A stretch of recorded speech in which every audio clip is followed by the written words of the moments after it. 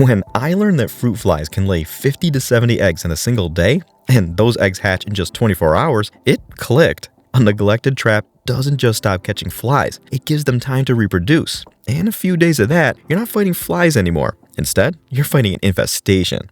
To keep my Super Ninja fly trap at peak performance, I always wipe any spilled liquid from the entrance funnel. If you leave it, flies just land and sip from the rim without ever falling in, essentially turning your trap into a free buffet.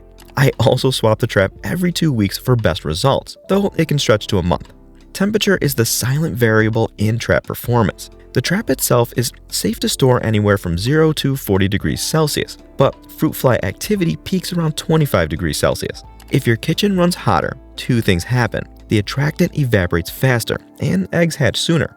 On the flip side, if temperature drops below 18 degrees Celsius, fly development slows dramatically, and that sounds like good news, but cold temperatures also keep the trap scent from dispersing, so it won't attract flies as effectively. That's why I aim for that 25 degrees Celsius sweet spot. It's where the trap's scent is strongest and the flies are most active. Once it's full, or runs its course, I toss it in the plastic waste and set up a new one. The bottle is made from recycled and biodegradable materials, so disposal is guilt-free.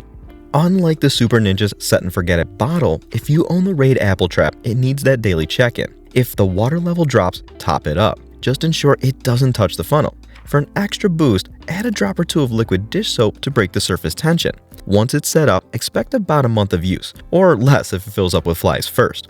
After that, give the trap a good rinse with warm soapy water to clear out any residue that might compete with the fresh lure. Pop in a new lure and you're good to go. Keep spare lures sealed in the provided storage bag until you need them. When the trap's done, bag it up and toss it in the trash. And since you're handling attractant liquid, wash your hands thoroughly afterward and avoid prolonged skin contact and do not ingest it.